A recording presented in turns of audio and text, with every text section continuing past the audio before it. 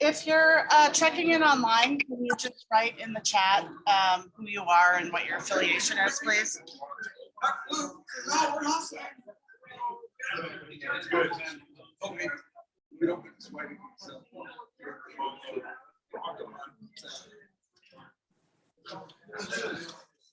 Really? Did you sign in? I didn't sign in. All right. Good. No, it feels good though.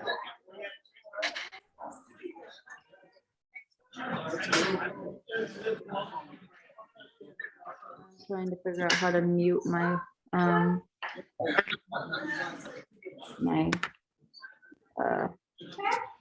my meeting or my yeah, here we go.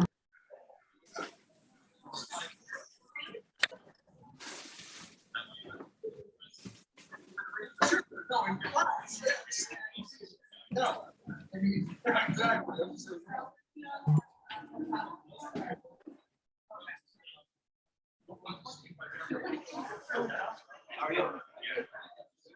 Didn't think I'd be the first one here, but I guess I am. Yeah, that's all the time.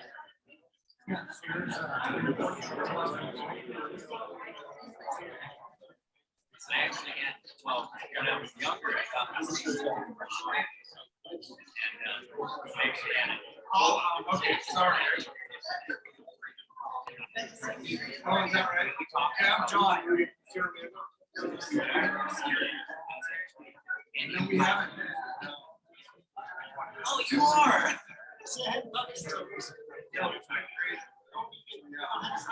I got some, it's coming in. So it's not like where it's not.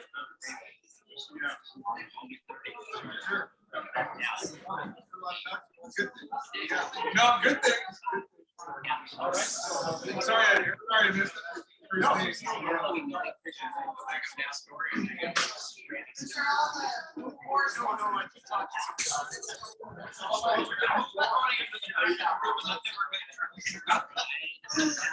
is everybody sitting in the back of the room? It's like the poor students that sit in the back of the classroom. I think we're gonna go ahead and get started. You guys hear okay online? Yes. Okay. So, Yes. I'm the man. I'm the director of the Midwater Trawlers Cooperative, but as I said last week at the rally, this is not about MTC or MTC boats. It's about everybody that cares about commercial fishing in Oregon, from up and down the ports of our coast. I want to thank David Rock-Smith for being here. Test. He sponsored the legislation, HB 3375, and he'll talk a little bit about that. And then we have our rep, David Gomberg, who's here as well to take your feedback from the community on how you feel about offshore wind, what you see might be opportunities or what the challenges are, and what they pose to you. We are recording the meeting, and there are going to be listening sessions in Astoria as well as Brookings next week. And then we will share the information that comes out of this. Just to sort of orient people to where we're at in the process, aside from these listening sessions, out on the table, there's a couple different documents. One is the BOEM process, Bureau of Ocean Energy Management. And where we're at in that process is that they've identified 2 call areas off of Southern Oregon that they would like to get more information on and determine whether there are areas there that they can put offshore wind turbine farms. Public comment on that is due by June 28th, and it has to be done through the Federal Register, and the directions on how to do that are out on the table. We have the parallel process of HB 3375, which is a bill that passed the legislature in Oregon last year. The bill calls for the Department of Energy to do the research on how what the challenges and opportunities are for planning for 3 gigawatts of offshore wind by 2030 off of Oregon. They've held 3 listening sessions, but they're continuing to take feedback through May 27th. And how to provide that feedback is also out on the table. Our 2 reps that are here are part of the Coastal Caucus from Oregon's delegation, and they're very interested in hearing your views. And so we've got people here in the audience, we have people online, and I'll try to work that. We want to give everybody a chance to speak. We don't have time limits. You don't have to sign up. After our 2 representatives give some comments, we'll get started. And I'm happy to answer any questions that people might have up front, but you can also feel free to ask me questions afterwards. And for people on the phone, I'm going to be sitting up here so I can see when people that are on Zoom want to make some comments. So I think we'll turn it over to Rep. David Broxman.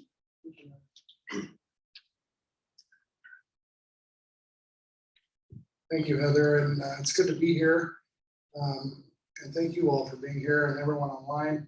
I'm State Representative David Brock-Smith. My district starts just south of Coos Bay, all the way down to the Brookings Harbor, California border, and then over to the Josephine County line and back up all the way, the new district, all the way into Roseburg, Winston, and then back over to Coos Bay. I appreciate, Heather, all your work and putting this together and working with Representative Gomberg. And I am here because as a member of the Coastal Caucus, and as I said earlier, or as Heather said earlier, I drafted in partnership with a constituent of mine, Shannon Souza, House Bill 3375. And we knew that the BOEM process was going to happen back in prior to 2021 when the bill was introduced. And I felt that we needed an additional opportunity for all of you and our stakeholders to weigh into the state. And the Oregon Department of Energy needed to plan on, as Heather mentioned, the challenges and the opportunities with offshore wind off of Oregon. And to really give an opportunity for our stakeholders to engage in that process and give feedback to the state legislature. And of course, the Coastal Caucus that I'm the former chair of, and currently Representative Gomberg is the chair of the Coastal Caucus.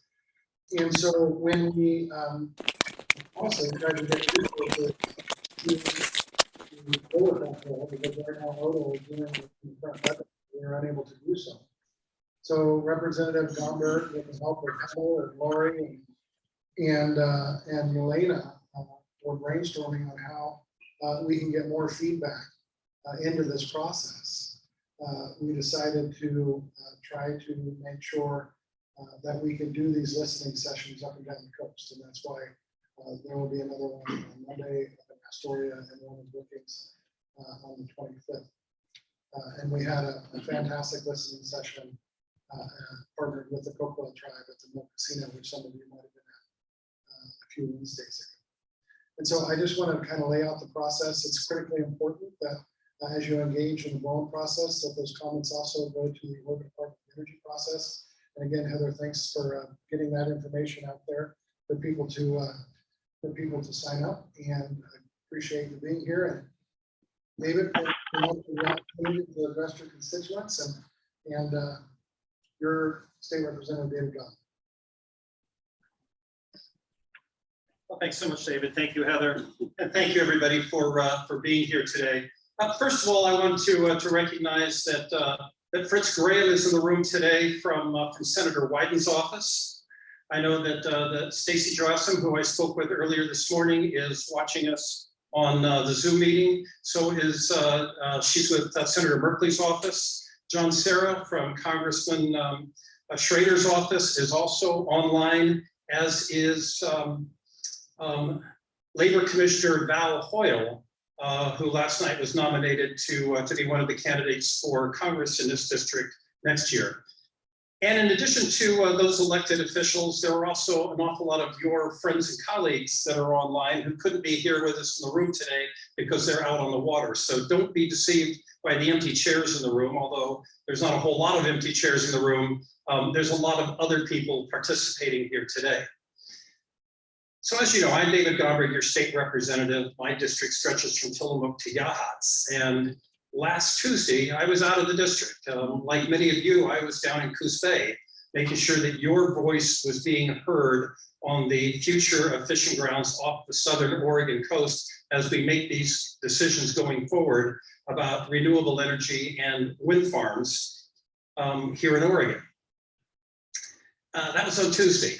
And you did make your voices heard, but I also want to say that while they were loud and they were effective, they were not recorded and they were not on the record. Which is one of the reasons that we're here today, as we will be in Astoria next week and Brookings the week after.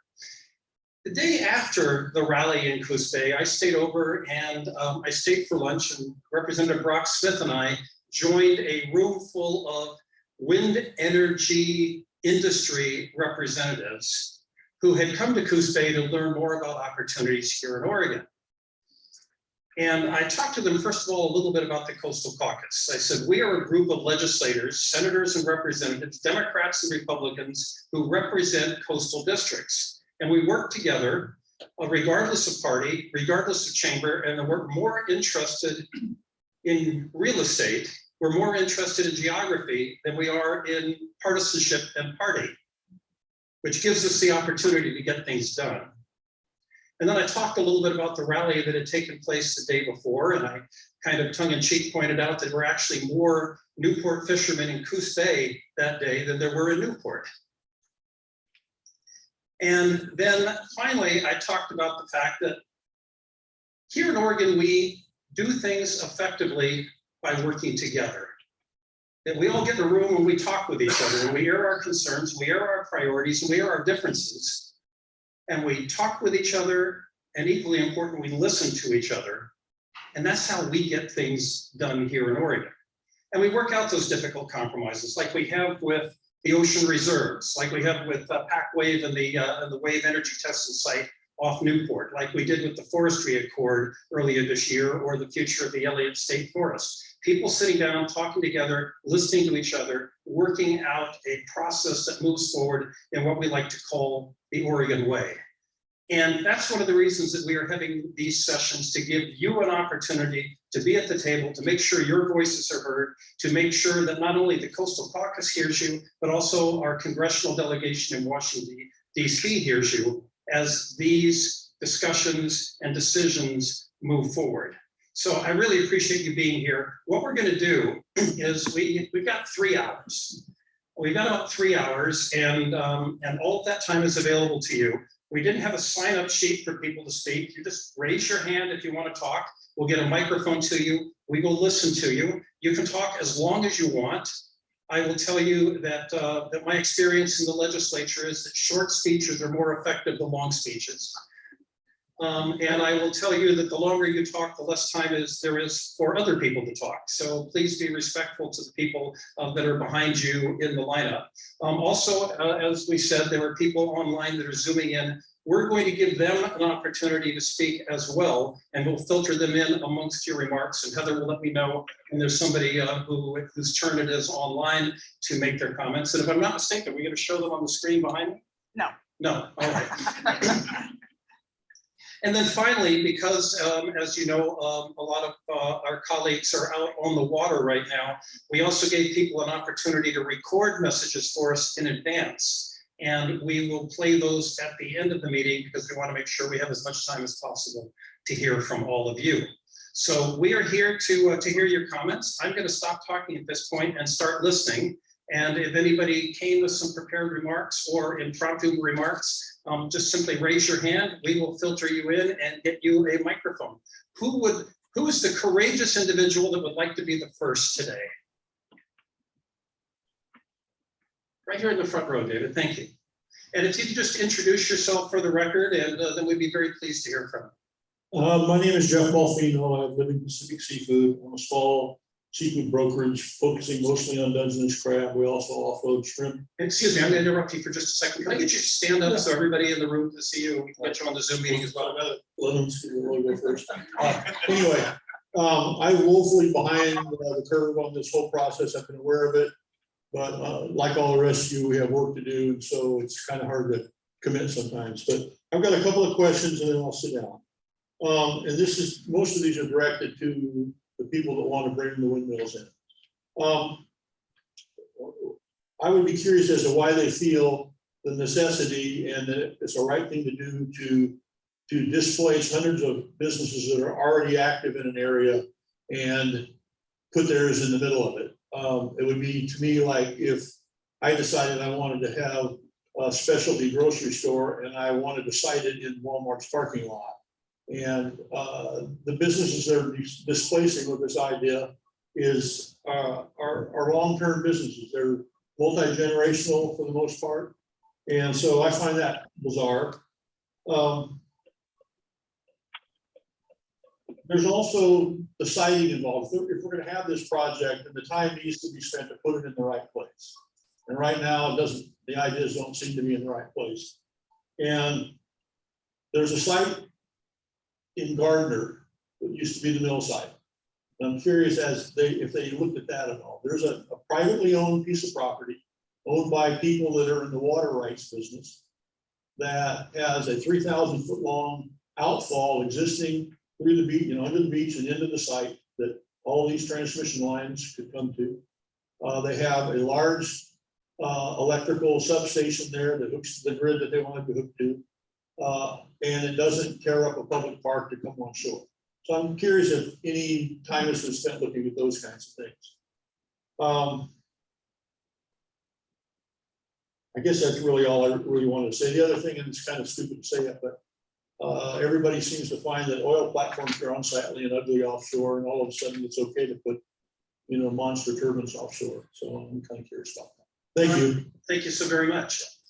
I'm gonna hand this microphone over to Representative Brock Smith, and I saw a hand back here. Where did that hand go? Is it over here? Oh, you've already got a microphone, so you're ready to go. Please stand up, introduce yourself. We'd be pleased to hear from you. It's kind of weird. My name is Mark Cooper. I've been involved in the fishing industry for 60 years. I have 3 trawlers. 2 fish in the mothership, whiting fishery. Right now, one of these vessels is fishing in the Brookings Tall area. Not unusual for this time of year. We spend considerable time in this area because it has good fishing and low bycatch rates. Holmes has 2 tall areas proposed off the Reagan. Both areas are important to trawlers. Holmes charges to get wind energy leases, not study if they are practical or not. I have several concerns over floating wind energy. When I first saw the tall areas, I could see they were in productive fishing areas, and I didn't want to give them up. Even if you don't fish in these areas, you will have impacts put on your fishing business. There are boats that fish there, and they are going to have to find new grounds affecting the boats in those new areas. This was my first concern. What bothers me now is the environmental effect the wind generators might have on the California current and updwellers. Our coast is one of 4 places in the world that have such strong upwells, making them great places for sea life. Wind generators are going to slow the wind up for as many as 45 miles below where the wind farms are located, affecting updwelling. Many people are worried about effects of wind generators on seabird, whales, and fish. There are studies that show transmission lines have negative effects to ground crabs. We don't know how many of these lines are going to be, but most likely they are going to go through the crab ground. The anchor systems are going to be 6 times the depth of the water. A good third of going to be chained laying on the bottom. Every time a wave goes by or the wind changes directions, this is going to change. It's going to drag a change across the bottom, scouring it clean. My first concern, if this program, my last concern, if this program goes through and it fails, who's going to be responsible for cleaning up the bottom of the ocean? Anyway, I don't have big solutions. But it was up here. This little card that Heather prepared has lots of names of our representatives and stuff. Everybody needs to write letters. Everybody you know needs to write letters, telling how important it is not to get closed down these areas. Thank you so very much. Heather, I want to turn to you for a moment and ask if the people online, if somebody could give us a thumbs up or a thumbs down, if we're coming through clearly and can be well heard. Loud and clear. Yeah, I've been texting to make sure. So All they right. said yes. Loud Thank and you. clear. Thanks, David. All right, we're looking for some more hands. Yes, over here, sir.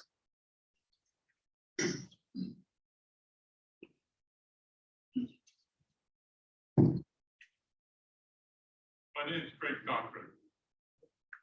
I no longer fish actively. Uh, The family does. Is the microphone on? I don't think so. Got a red light. Need green. Now it's green. Okay, my name's Craig Cochran. I no longer fish actively. The boats are in the family yet, my son, grandson-in-law. But I just was noticing on my phone here on marine traffic. In that lower box down there at the present time, as of this minute, there are 12 boats. 4 processors, 2 capture processors and 2 motherships. There are 8 vessels, 5 of them are Newport boats. They're fishing whiting. Right at this time, the day before yesterday, they were in the upper box. In the upper box, there are 2 factory trawlers right at the present time. These fish travel up and down. They're a little bit semi the whiting, and here we are blocking that off. They go into these areas, can't fish. Well, what are you going to do with a factory trawler or mothership with 200 people aboard? Is he going to sit there and wait till fish come out? How about the boats from here that are fishing? And the only reason we don't have more is because the whiting shoreside price hasn't been totally set yet. Otherwise, there would be many more vessels in those boxes. That's prime fishing for the whiting. I remember back in the 70s when an establishment named Oregon State University put a totem out there up in a good spot to trawl. When they got done with it, along with about 1978, they 79 in there. They said, "Oh, our grant money ran out," and they sank it there. Which means that everybody has to avoid those anchors in that boat, and has ever since. I don't want to see the same responsibility out of these guys that want to put these wind turbines. As I say, I no longer fish. At 82, I don't have any business out there, but I have family that does, and a lot of people I know, and you're affecting an awful lot of people. By the numbers of people working, I wasn't talking about the people on shore. As soon as they start fishing on shore, why you're going to multiply that many times. Thank you very much. Thank you so much. And we'd be pleased to hear from anybody else. There's one over here in the center.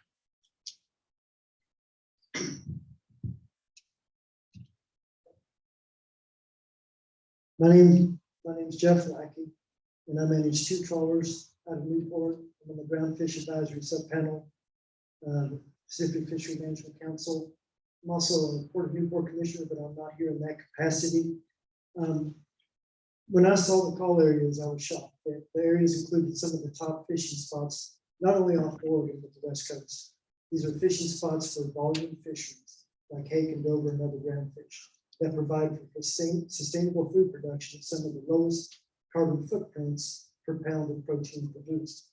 Trying to produce energy with minimal carbon footprint by displacing sustainable fisheries that provide food with a minimal carbon footprint is not the path that is in the best interest of the public. Food and energy production are the two primary requirements of modern life. Sacrificing one for the other and at the potential large and permanent detriment to coastal jobs and economic activity is not the way to go. If floating wind farms are to be tested, it's not logical to place them in the middle of prime fishing spots. Weather patterns with ocean depths and contours dictate the distribution of the species into these specific spots. It cannot be overstated how large of an impact would be losing access to these prime spots. It must be that BOEM did not realize the full gravity of the situation in defining these call areas. If they had, surely these important fishing spots would have not been included. I referenced trawl, but all fisheries should have a seat at the table, from the shallow recreational fisheries to the deepest tuna. We really need to revisit the call areas. There's other issues that have been spoken to, whether we're talking about EIS or due diligence, economic impacts not being fully vetted as of yet. But just focusing on the call areas, the sooner we can revisit these, the better, because this is the opposite of the way the process for siting the wave energy test site was done. That was a collaborative process where it was a good process with due diligence. This is not that way, and it's only going to create division and draw things out and potential negative harm. If we could, among other things that need to be done, revisit the call areas sooner than later with due diligence done, that would be in the best interest of everyone. Right now, the call areas, the way they are, they're not in the best interest of anyone. For the most ardent wind energy supporters, it's not in anyone's best interest. So if whatever process we have going forward, we can revisit the call areas as soon as possible. That is my number one recommendation. Thank you. Thank you so much. I see a hand in the back of the room. Heather, do we have anybody that's raised their hand online? Not yet. All right, well, I'll invite them to do that, but I see a red T-shirt in the back of the room. I know where you got that. I'm Kimberly Cochran. The question I have here, we can talk about call areas, but I just counted up how many mouths my two boats feed. Directly feed. And I wonder how many people could stand up. I counted 50 mouths down to my baby grandkids. And I know if we throw the Rutherfords in there, if anybody who's ever been fed by a fishing vessel in this thing, if they could just stand up and show Representative Gomberg what you're looking at. Stand up. This is what we're talking about. And half of us are out there fishing right now. That's why I'm by myself right now. I mean, this is what we're talking about. This is our families. This is food. That's all I have to say. Well, thank you so much. And I want our recording to reflect the fact that I didn't see anybody sitting down after that invitation to stand and make a statement. Again, we're pleased to hear from anybody and everybody. Looking for hands. There's a hand in the back corner.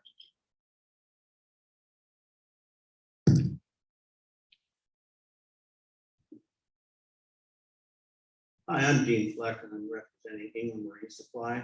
We've got 7 stores up and down the entire West Coast. One in particularly affected with this, the call areas that they're doing there, but it affects all of us.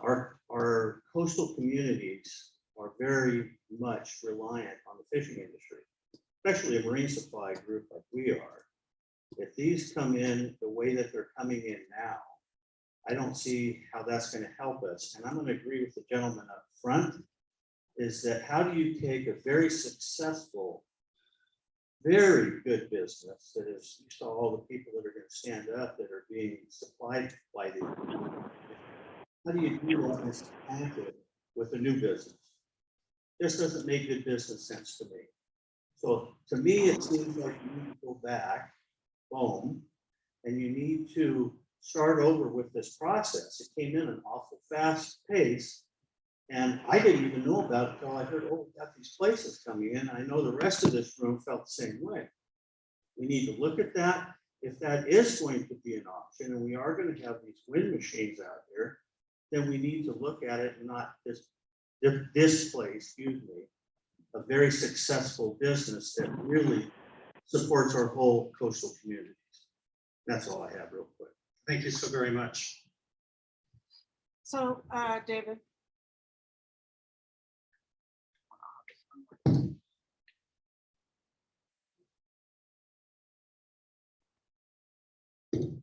Check, check. Okay. I was wondering if we couldn't also kind of pull a little bit more out of some of the testifiers. Like Dean, could you talk a little bit more about how a fishing dollar turns over in the economy here? Okay. A fishing dollar, for one, in my way of thinking, is a brand new dollar. It's not already in the system. We just invented it. We just brought a fish to the beach, brand new. Now it moves up the hill, comes to me. I need to help supply some floats or some netting or something to the fishing boat. Goes to the car dealership, goes to the grocery store. I believe at least 7 times this new dollar is turning around in our community, and it's huge. Without that new dollar, it's massive, and it's not, I don't want to sound anti-government, but it's not coming from a subsidy. It's brand new and it's real. That good enough? And I'm going to confirm that in a standard economic sense, from 35 years ago when I worked with the Chamber of Commerce in Lincoln City till now, new dollars coming into the community are spent an average of 7 times before they leave the community. I mean, what does that mean? A dollar is earned in the fishing community. It is spent sometimes on fuel and supplies and equipment, but it's certainly, some of those dollars are also going to be spent on groceries, on entertainment, on provided to nonprofit organizations, your high school booster clubs, your nonprofits, and your churches and other places of worship. Those dollars are spent over and over and over again, because when a fishing business earns a dollar and they spend it in England, England then sends those dollars to your staff, who they go out into the community and spend it on other things, so in turn spend it someplace else, spent 7 times before it leaves the community. And the more we shop locally, the more often those dollars are going to be stretched locally, but absolutely. If I can just add to that. So I live in Fort Worth. And so I'm a recovering restaurateur. And I fillet a lot of fish, not nearly as much as many of you. I used to have a port and started there. My grandfather built it back in the 70s. But roughly Port Orford's economy has 35% coming in from that port. That's how critical fishing is in my home.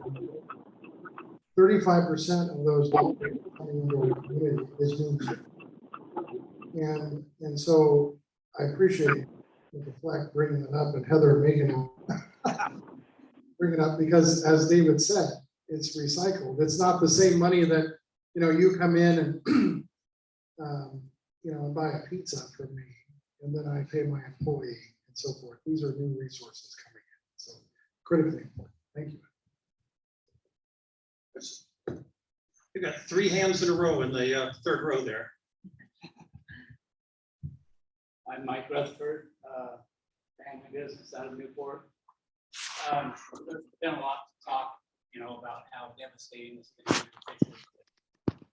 for fishers 20 years ago. And I can remember one of the key things that was drilled into me was to protect the ocean. And are we going to protect the ocean by throwing windmills out there? I mean, we were taught, don't throw stuff over. We're doing gear innovations now to where we're not throwing hard on the bottom. If you lose a crab pot, you try to get your crab pot back. It's all about protecting the ocean. And I don't believe that windmills will do that. I mean, look at pictures. It's grossly ugly. And I don't believe that it's the way to go. And last Tuesday in Coos Bay, how many of your family were down there at the rally? 21. 21 members. So I have 3 sons here, grandson, another grandson coming up.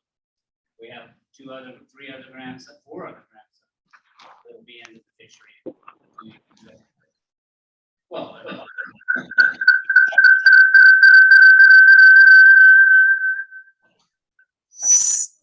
Sorry, Thanks so much. If you'd like to pass the microphone down to your right. Actually, Mike, can you talk a little bit about the survey? there's a couple surveyors, right? Those 2 back there, the 2 Johns back there are part of the survey.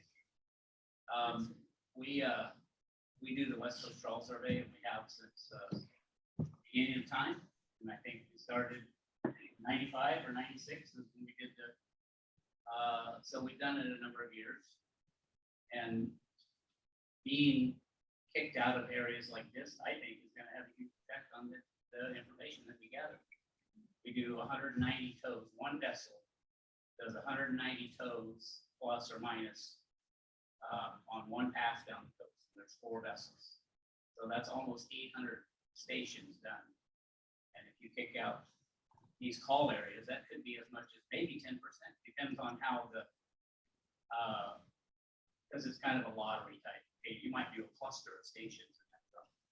There might be 20 stations one year, but you know, one year it could kick out 10 or 15 information coming in on survey. So enough. All right, Gary, I know lots of talk.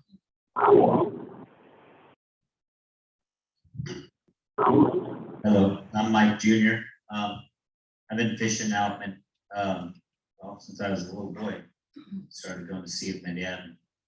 I've been working on the boats now for, I don't know, 22 seasons. One thing I wanted to touch on with what you talked about there, the economic impacts. This last crab season was a record year for Oregon. I think we landed $90 million worth of crab came into Oregon. And so you use the multiplier that you guys were discussing. That's a lot of money. We're should be affected, you know. I have a hard time seeing how you're gonna make that up, you know. It's not just about fishing though. It's not just about what we're losing. As fishermen, like I said, I've been doing this for 22 years. I've seen us lose grounds. I've seen us gain grounds back. One thing that has made a lasting effect on me is the way that fishermen always tend to evolve and adapt to the things that we're faced with, whether it be management changes or fishing practices or the technology that we use nowadays to harvest our fish. So I think that it's important to recognize that as a fishing industry. We come together, we fight, we adapt, and we make these changes. As far as that goes though, like I said, it's not just about us, the fishermen and our businesses. It's about the ocean. Like my dad said, we're stewards of our ocean. We take care of it. We have, ever since I started fishing, that's the difference between one generation and the next. You know, you start these practices and these practices become embedded into you. This is where we are. So with that, I'd like to talk about the whales a little bit, you know? I mean, there's no evidence that states that or proves that these windmills are not gonna have an impact on the whale migrations or any of the sea life, the birds. We go fishing offshore when we're trawling and we're surrounded by albatross. There's one albatross that's endangered. It's the short-tailed albatross. It's been endangered for many years. So we've always done our best as fishermen to recognize these species that we have to protect, and we do our due diligence to keep those species thriving. But yet, BOEM can come in and designate these areas and disregard any of the environmental impacts that are what that we're gonna see happen. Where this is, like I said, this has been ingrained into us. This is what we've done. We've had to do this for the last 20 years of my career. Don't touch this, be careful of this, don't catch that. And so it's really disheartening when somebody bigger, more powerful than you come in and say, none of this matters anymore because this is what we want to do. Another thing I'd like to point out before I keep rambling on here is the fact that I've been doing a little bit of research on these windmills, and there's some really interesting videos on YouTube. If you guys are interested, look them up. They show some, there's windmills in the ocean in different parts of the world, and they show some of the devastating effects that these windmills have on sea life and on ecosystems and on tides and currents. And so it'd be really cool for you guys, if you're interested, to look that up. And two, these windmills are way different than the ones that we see on our coast, you know, on land here. You go up the gorge. These things could be upwards of 800 feet tall. And they're on a floating platform. Like Mark said, the chain dragging on the bottom 6 times the depth. How can something like that survive a winter on the Oregon coast?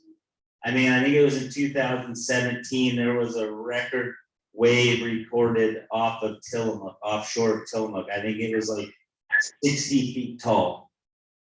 So tell me how a 800-foot structure with a wingspan like a Boeing 727 is going to survive a 60-foot wave coming through the grounds. I mean, where's it going to go? And if it goes over, who's going to clean it up? Thank you. Thanks so much. My name is Ashton Redford. I'm 19 years old. Fishing's been in my family since I was born. Basically, really the only thing I know how to do, and the only work I really know how to work. I mean, if this happens, it's gonna affect my future. And I mean, on the caliber, that's where I'm working at now. I mean, we have one of the youngest crews. I mean, it's 18, 19, and 21. So us three, it's like our future. How's this gonna affect us? So, I mean, and then on with my family, I mean, we have younger kids, younger boys who, I mean, they're gonna fall into shoes like I did. So it's like them. So what's the point of them? How's that gonna affect my little cousins when they get up to my age and want to take on the family business like me? So that's all I have to say. Thank you. Thanks so much. Just real quick, if I may, Heather, because I want to tease something else that maybe you or your father can answer when it comes to the crab fisheries, especially for a federal delegation. So what I've learned, and you have, correct me if I'm wrong, Heather, but you have the information out there, that the EIS that you're speaking of, the environmental impact statement, is an afterthought, right? It is after these cull areas have been designated and through the process before that is triggered, which is unfortunate, and that needs to change. But the Coastal Caucus, Representative Gomberg and I and our colleagues, when NOAA was coming after whaling for crab fishing, we were there with you, fighting with you to make sure, because frankly, we don't have issues. But yet, as you mentioned, you're going to have all of these cables. And so can you speak about that a little bit? Speak about the process and how NOAA came in and has impacted our crab fishers and fishermen in the future, but yet the disparity in the NOAA process when it comes to these. Well, I hope I can speak to this a little bit, but the management in Oregon has done really good, I feel like, as far as trying to protect the fishermen and work with us and try to keep our fisheries healthy and viable. And We've seen some devastating effects with the whale entanglement down in California, which Oregon's a little different situation, I think, just for the simple fact the time of migration is different. But like I said, we put together some pretty good, we put together, I guess, be a good conservation plan for our crab fishery to keep the fishery going and viable. That way we can have these record-breaking years that we have. So applause to our management for doing that, you know, and working with the fishermen and doing that and protecting our resource. So said with this, I guess as far as, you know, designating these call areas prior to making the, you know, environmental impact studies, I just don't, I guess I don't understand why we're putting that cart before the horse. In every other, in everything that we do, those are the proper steps that you have to take. You know, if it's a management change in any fishery, you have to take into consideration these environmental impacts, right? And so why is it different for this situation? So that's the big question that comes up. Why is it different now? Why is it different for this situation where, so this whale thing's been going on for several years and it's impacted tons of people. It's impacted fishers here in this room. You know, some of the late season crabbers they did see the effects of it. And they still made the changes because they had to do and they knew what was best for industry maybe at that time, but it's still a sacrifice in order to keep our fisheries going and viable. So as fishermen, we adapt, we always try to do what's right. And I feel like there's nobody there. The West Coast has a reputation. Our fisheries are certified through the Marine Stewardship Council. We're the most sustainable fisheries in the world. We have record catches every year. It seems like we're setting some new record, whether it's crab, shrimp. The resources are just abounding in multitudes. There's so much life in our ocean, and all of that comes because of the 25, 30 years, 40 years of sacrifices and changes that we've made to get to this point. So I hope that helps. Well, thanks again. I'm gonna go over to Paul here in the center, and then I've got somebody online who wants to make a few remarks.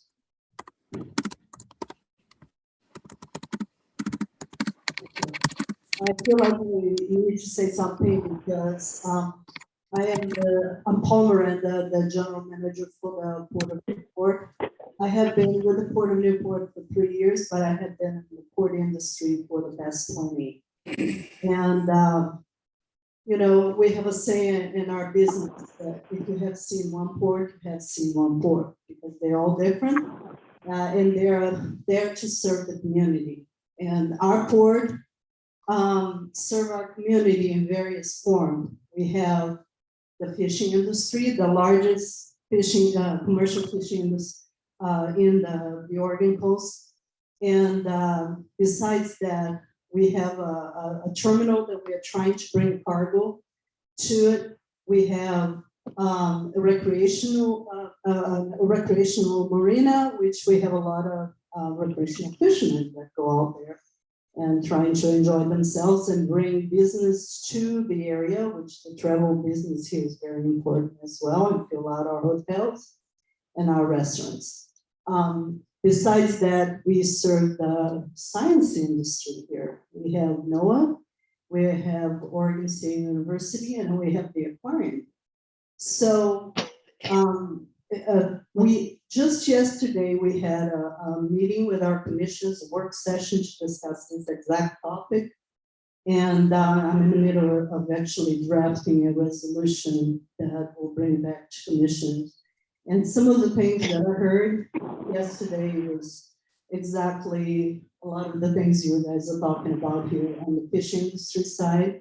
I know Heather shared with me an economic impact, which we actually have been using quite a lot to obtain grants. And I know the Army Corps of Engineers also have done an economic impact analysis in order to work with us on a dredging access there to the commercial marina. And the reason they agreed to do that is because the fishing industry does have some economic impact in this area. So those are things we have to really consider. When you think about cargo, we're actually in the middle of working with some folks right now trying to bring some cargo. Some of those are coming from the southern area. And when you think about it, how much further they're gonna have to go out to avoid some of these areas. And if you think about bringing clean energy and spending more energy on those vessels to go around, and as we're trying to recruit more cargo, it's something to think about it.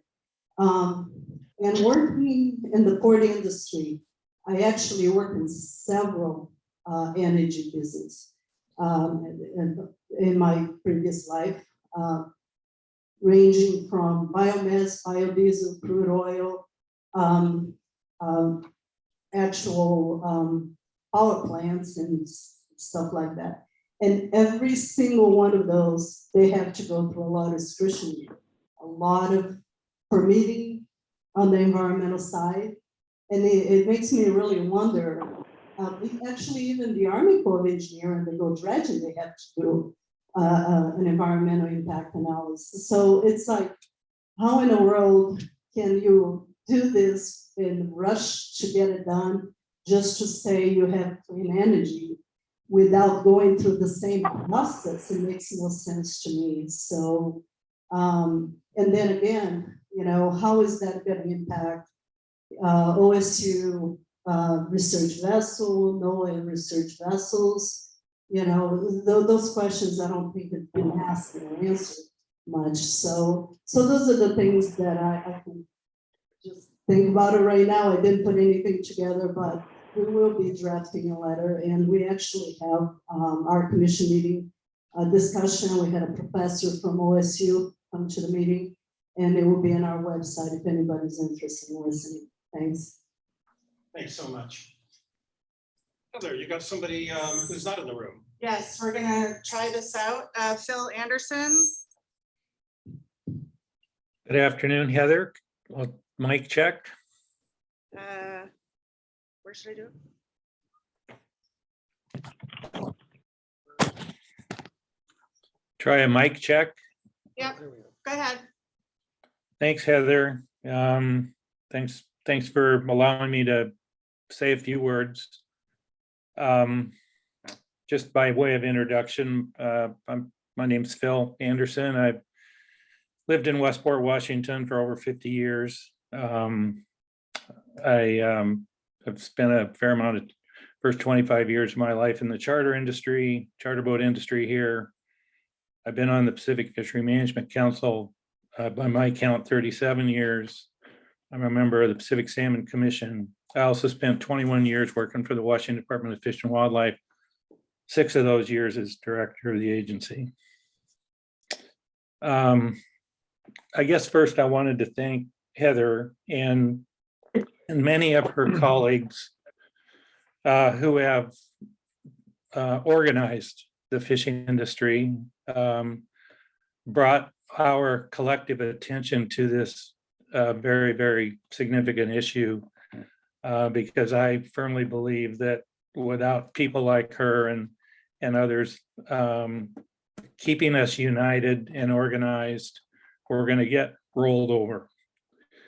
And so I just can't say enough about their efforts. I know we got a long fight ahead of us, but I wanted to acknowledge that up front. With these areas, this threat knows no boundaries. Whether it's Oregon or California or Washington, we are all in this together. There are areas being proposed off all 3 states.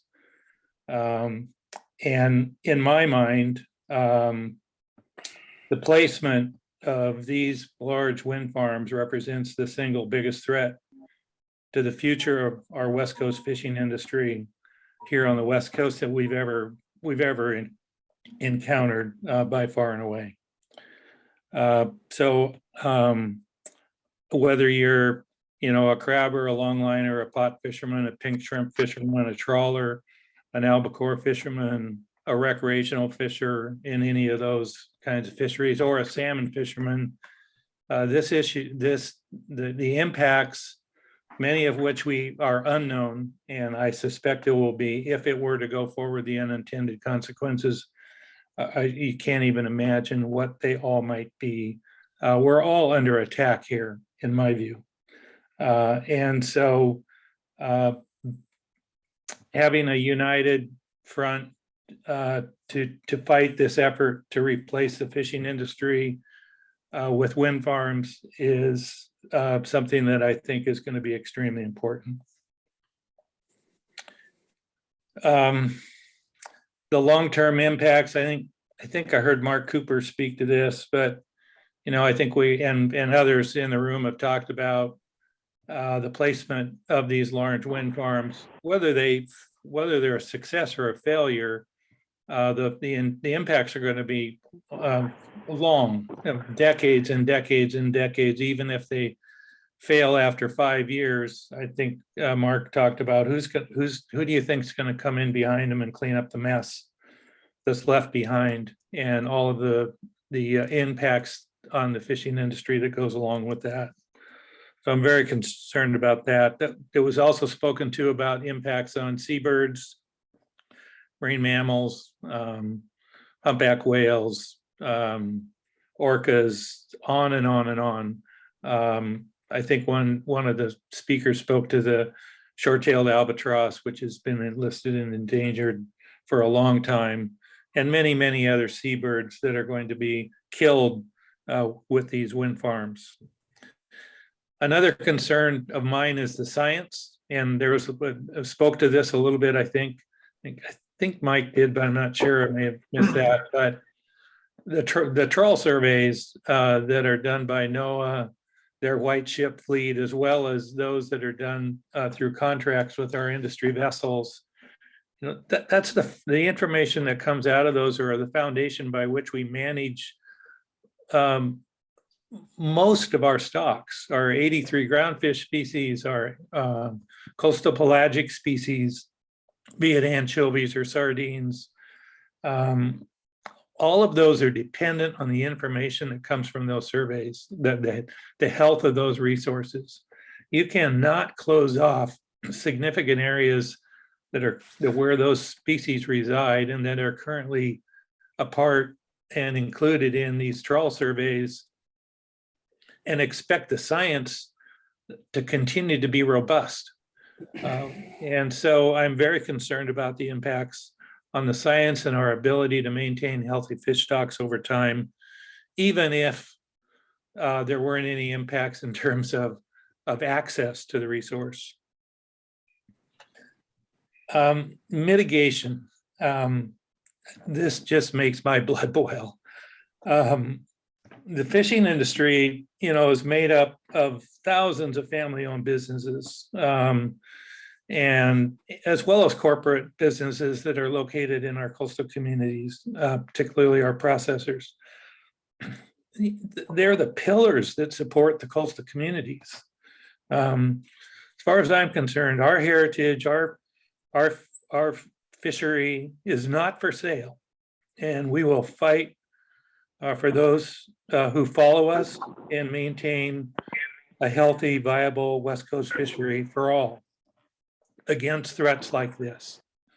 I'll just close by saying that, on the Pacific Council, and I see a lot of familiar faces in the room, many of you know that we have committed some significant resources to try to be an active participant in this process. We have a marine planning committee that's been created, and we've devoted resources to that.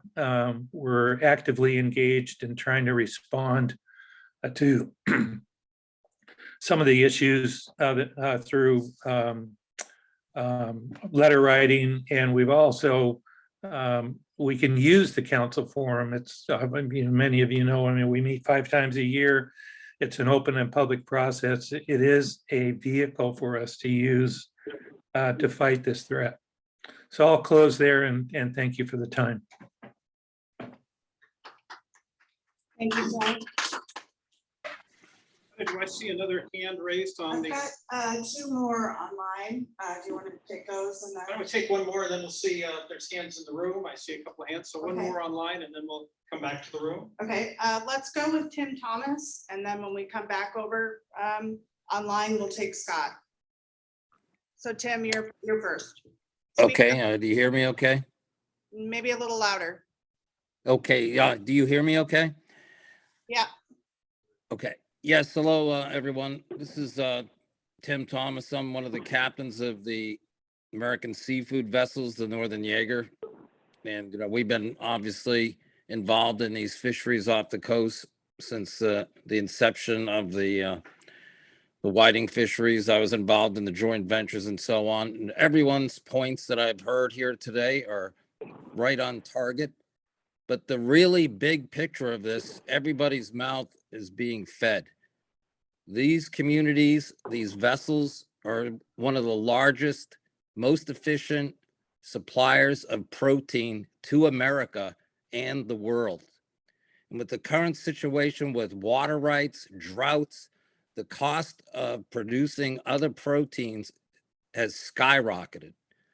And it has been well documented that these fisheries are some of the most efficient means to produce protein. So besides the direct impacts on the communities, Washington, Oregon, California, it goes well beyond this. And so this really needs to be reflected to the government about how this is taking place. This has been, I'm originally from the East Coast, and the wind farms have been fought off for decades on some of these leases off New England. And so this is nothing new, but it can be stopped. Many of those on the East Coast have failed to come to life. But again, everyone in this room and this community, this fishing community, can be proud of the fact of the amount of protein that we provide to the world. And that has to be kept in mind with this. Thank you. Thank you so much. Right here in the center. Hi, my name is Dave Wright. I'm retired, been retired for about 4 years now. And I was the general manager of Pacific Newport and Pacific Charleston.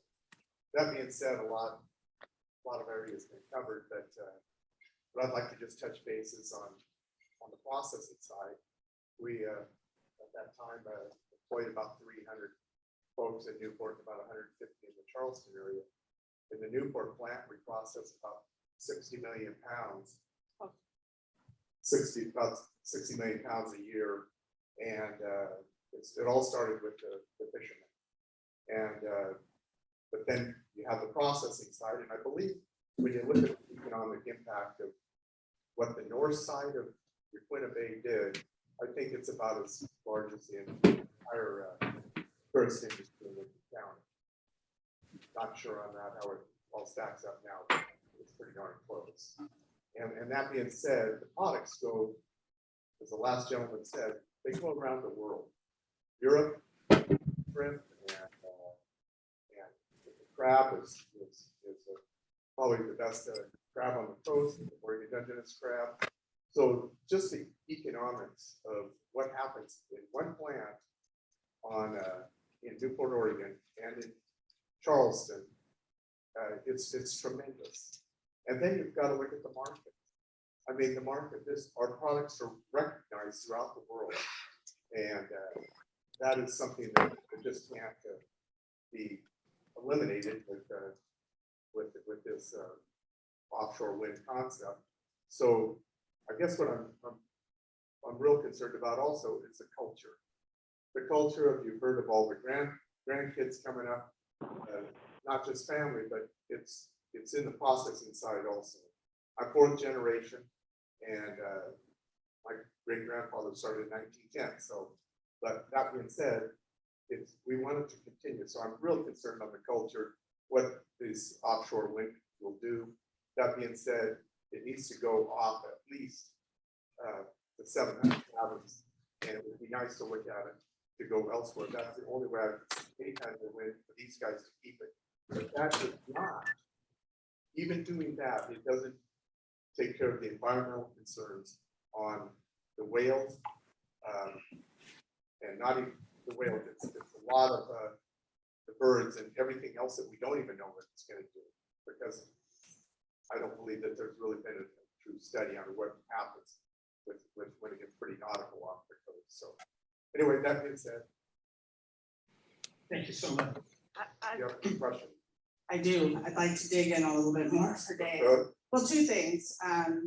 You know, in reading some of the comments that have gone to Oregon Department of Energy, one commenter said, well, if you lose access to your fishing grounds, you could get a job ferrying people to and from the windmills and bringing supplies. And not only do I find that deeply offensive, I think it also shares a misunderstanding about something you were talking about, and that's place and connection. And we heard about this last night at the port's work session, real connection to place and history and culture. And I think that that's really important. My question though is, as a processor, you're not mobile. You are, Newport's land isn't moving around, right? So talk about what that means if you don't have whiting coming into Newport and being landed here. What does that look like for your business? Well, one of the greatest assets that a plant will have, and John Moody's here, and he's just grown the plant since I left, but the biggest asset that we have is our people. We want year-round work, benefits for the folks.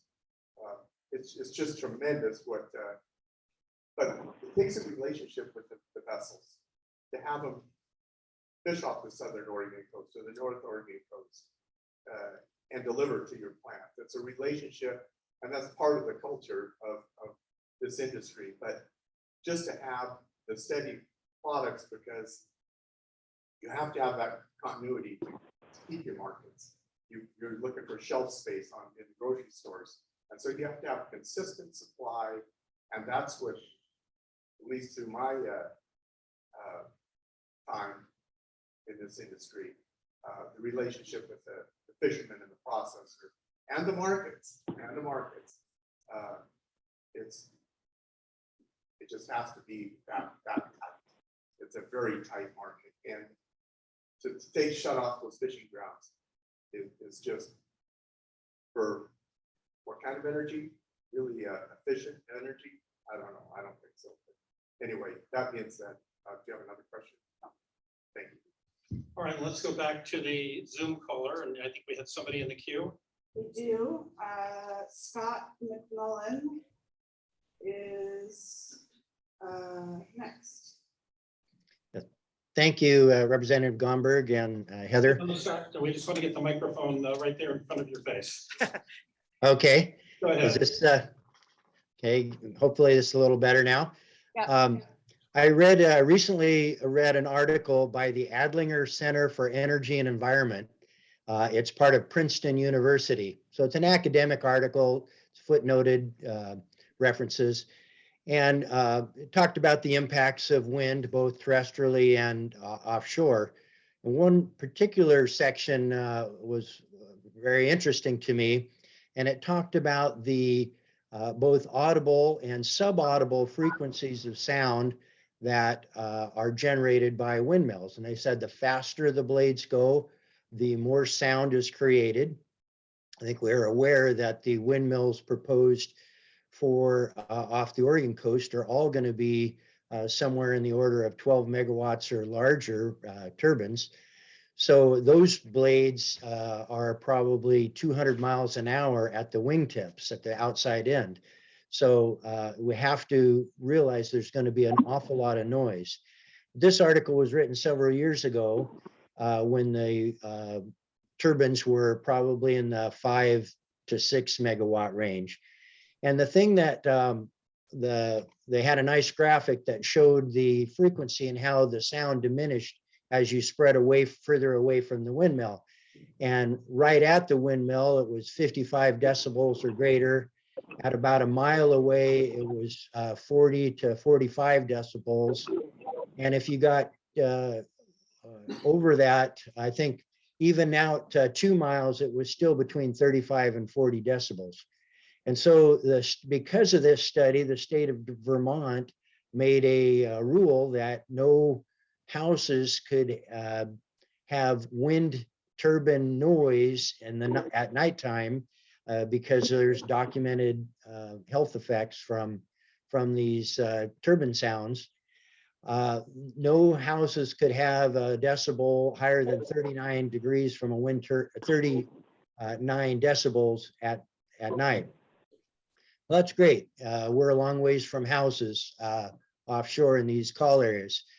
But I looked at the 55 decibels that or greater at the turbines, and I started thinking how well sound conducts in water and how far that 55 decibels will carry from straight overhead into the water and how far away. So I think that's something that hasn't been looked at as to the environmental impacts to all the stocks in the ocean, but particularly dolphins and whales and those that use echolocation.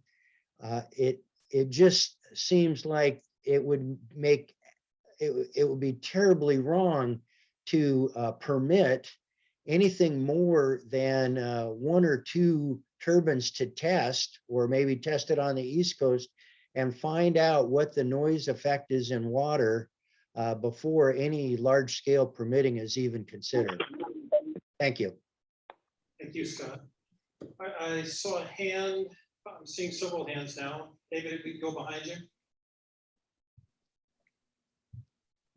Hi, I'm Becky Wagner, married to a commercial fisherman, also on the board of Newport Fishermen Rights. My concern is the safety for the fishermen, safety for the Coast Guard. What happens if these rip apart in the wind? We get hurricane force winds. They go long distances. If the boat's having an emergency and the Coast Guard has to go around all these turbines in order to save our fishermen. And you know, we're supposed to have the big one any day now, right? With the big tsunami coming in. What's going to happen? Facts and psychics are like the Eiffel Tower, you know, coming at you in a tsunami. So my concern is the safety aspect. Nobody has brought that up. How do they expect? Thank you for bringing it up now. I think I see another hand. I'm Scott Kraut with Curry Marine. I've heard these windmills called renewable and green here today, and they're not right. If you took a realistic look at what it takes to construct these windmills, transport the windmills, install the windmills, service them. You know, a tugboat burns 2,500 gallons a day of diesel fuel. It's not a good trade-off. The only reason we're talking about this trade-off is the word windmill makes half the country feel good. It doesn't make sense. These guys have spent decades building an industry on their dime, their hard work, their blood. They've had to become regulatory experts, and they've jumped through every hoop that's been thrown at them to build a sustainable industry that feeds the world.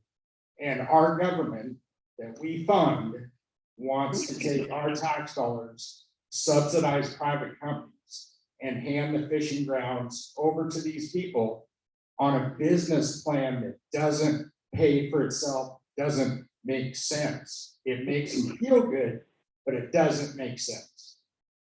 That's it.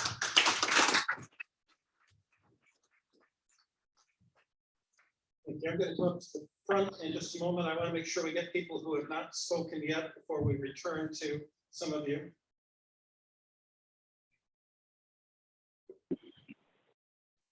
Hi, my name's Paul Jones, been fishing here for 40 years and more. Paul, if I could just have you stand up so Oh, yeah. everybody can see you. Thank you. Been fishing here for 40 years and more, several different vessels.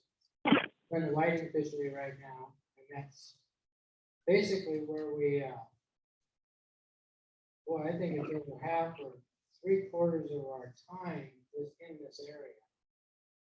And on top of that, there's like albacore fishermen's offshore, and this is a windy, hazardous coastline, so a lot of people are heading straight in to try to get to the shore safely and get back to port. And if you had to like run, if you had to run offshore, especially smaller boats, man, your life is in danger. So that needs to be taken into consideration.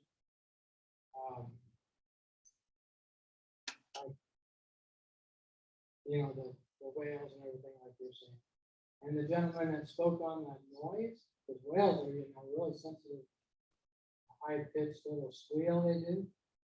You can imagine a turbine squealing underwater for hour bar, you know, makes them have to change their migration. Anyway, I thought I'd mention that. Thank you. Thanks so much. The center aisle over here.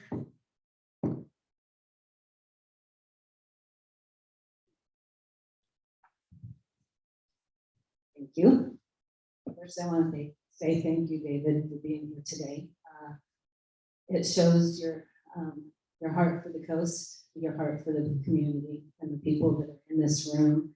And Heather, your heart is huge and we love you. So as I stand here, I'm standing today representing fishing families, my family and the community. We're not just faces in this room. I wanted to write it. Anyway, we're not just faces in the room, we're voices. Every voice, every individual in this room has a say in this. And it's your voices that need to be heard, just as you stand today and shared what you're here for. Without standing and using your voice, we won't be heard. It'll just be silence. And so as you stand here or actually sit here, as you sit here, I just encourage you to continue to lift your voice.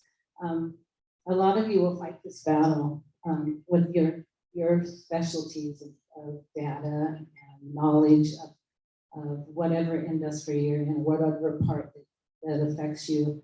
But I want you to know, I stand and I battle this from a mother's heart, from a generational mother's heart. So I stand because of family. I stand because of this community.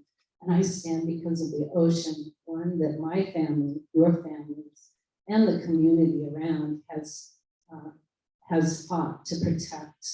And so even as I stand here, I just want you to know it's a heart. We're not just fishermen. We're not just boats on the water. When people talk about us, they talk about fishing vessels. I am not a fishing vessel. My family represents fishing and a fishing vessel, but we are family, and we are families that feed families all over the world. We are not just feeding Oregon, we are feeding the world. My family is feeding your family and the families around this world. And I don't want people to think that we could be bought or leased, because my family is not for sale. I'm not for sale, and neither is this community. Anyway, thank you for being a voice in this room, and thank you for supporting the community, not just the fishing fleet. This isn't just about fishing. This is about all of us. We are a community and we're a family. Thank you.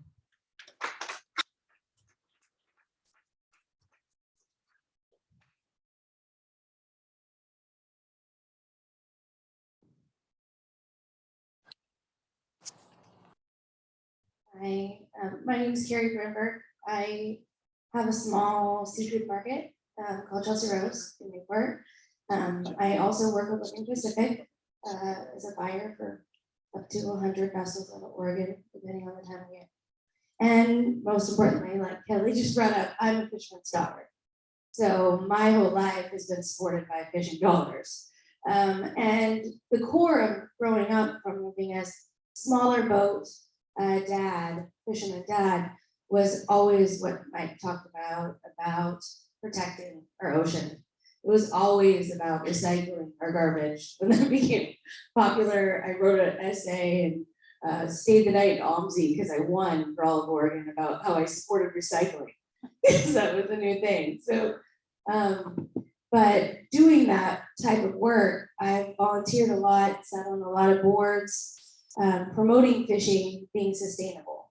And I love what was said about we can't be bought. And the thing is we put hours into having sustainable fisheries. We put days, we put lifetimes, we put generations into supporting and protecting our ocean off of the coast of Oregon, because that's where we live, so that's where we can support. But we support fishermen all over the US that are trying to do the same in their states as well. And nobody came up to us when we had a whale entanglement issue and said, well, if you just pay enough money, you can do whatever you want. We had to work for everything. We had to get creative. We had to be innovative to figure out what to do. Also, we talked about communities, and I volunteer in my community, Fishermen's Wives. I be there when babies are born, I bring people food, and I'm there when fishermen pass as well. And so I see it through a lifetime, and it's part of our core, but so is processing. So is the marine store. So is, the mechanic. All of these people are bringing in fresh dollars, like we heard earlier, and spending them in our community. They're buying homes, they're buying cars, they're going to school, they're paying taxes. They're doing all those things to support our whole state. We don't even get a say over where most of our dollars go. So we're working hard, creating fisheries, keeping sustainable oceans to help support all of Oregon. And no one has said what happens to the destruction of coastal communities. We're already dealing with low resources in our areas. We're dealing with things like lack of affordable housing for working families. We're dealing with things like lack of transportation for families that don't have reliable transportation, who are trying to get on their feet. We're dealing with recovery. We're dealing with mental health. We're dealing with low-class crime. And we're not getting any stops. We're told our jails are full, our mental institutions are full, and there's no houses for you if you can't afford anything. And sorry, we just stopped the public transit for half of your county.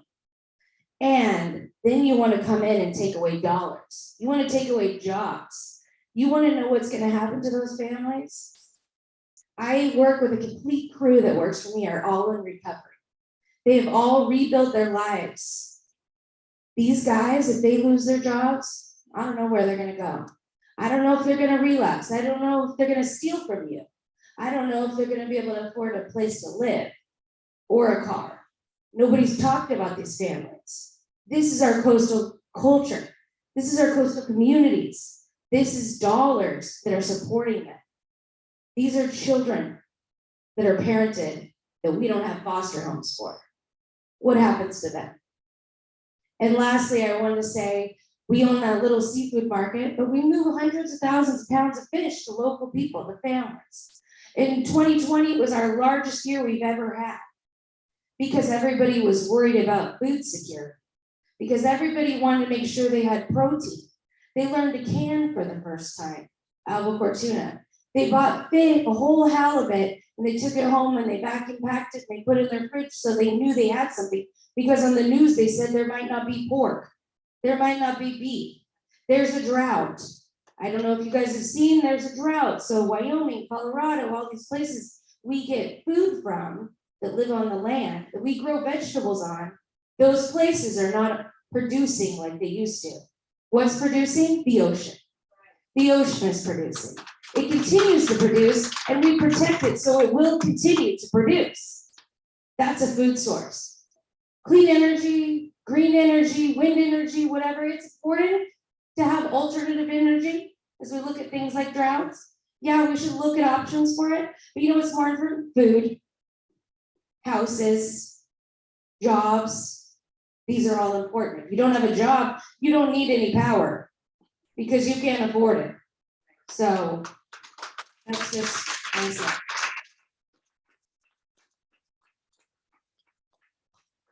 So much. David, we're gonna have a speaker up here, and then we're going to hear from a couple of people online. Please, as long as you give it back when you're done. Absolutely.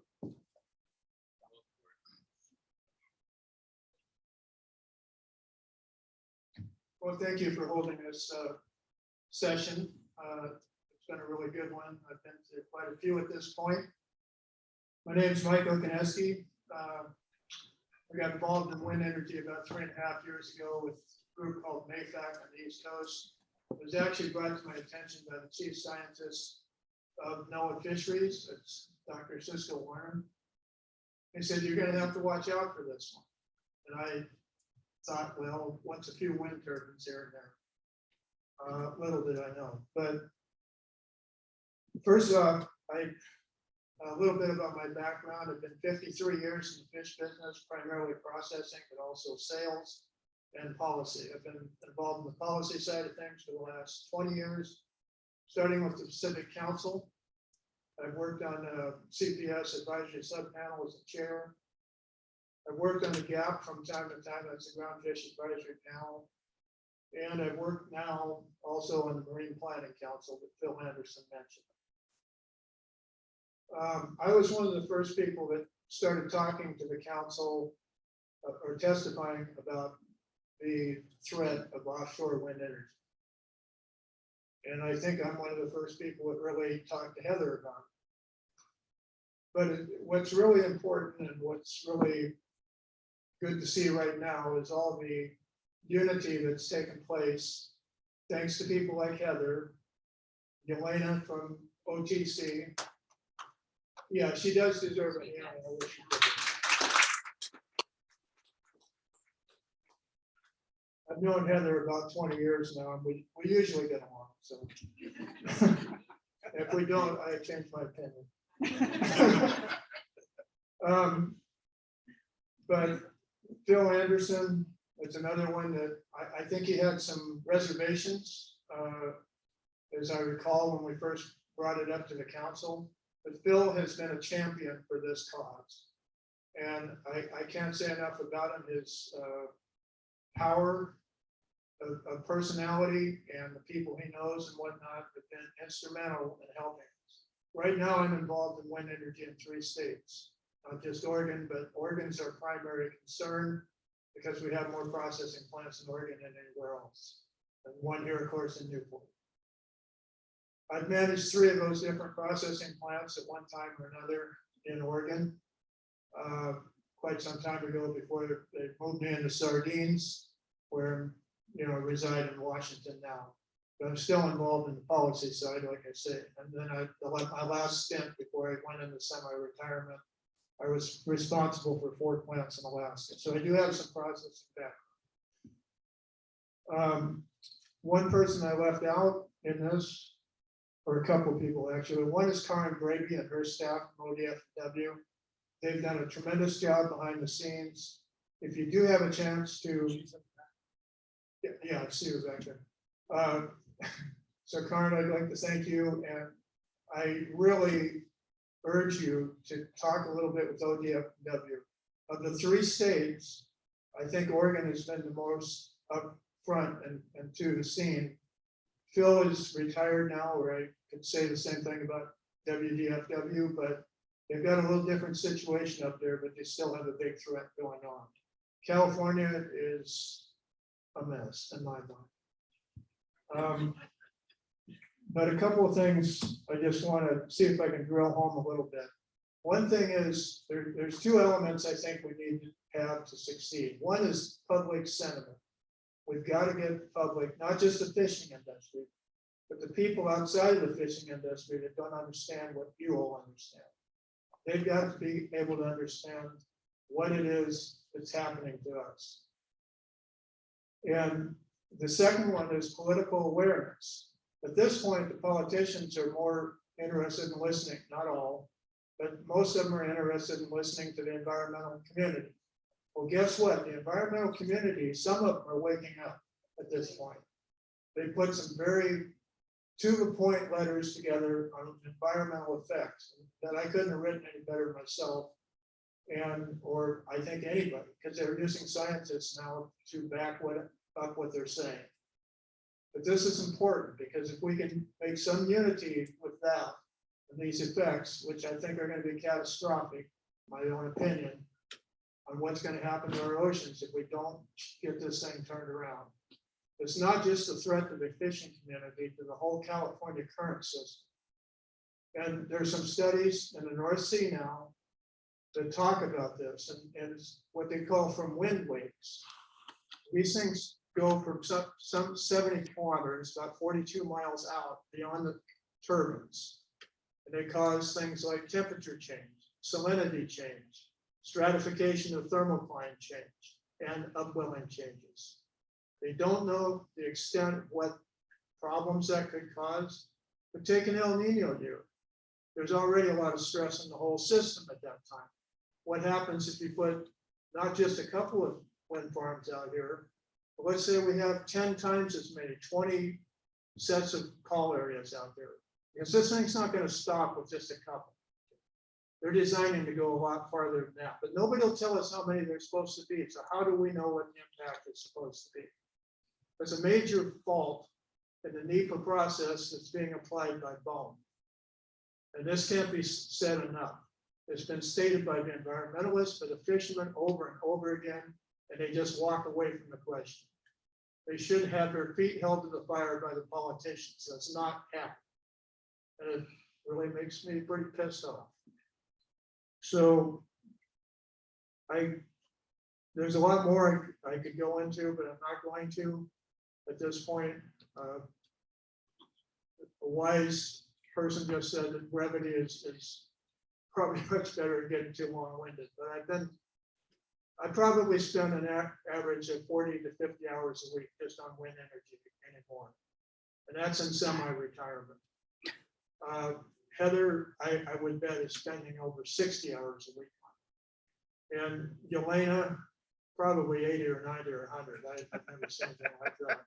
But it just goes on. There's a lot of dedicated people, but we need your help too in a big way. You need to talk to your politicians and get the word out. What's going down here is not fair. And we don't have fishing rights, we have privileges. But think about it. And I've talked to attorneys about this too, but these privileges were set up by the government. We paid to get our licenses, these limited entry permits. We paid to get IFQ.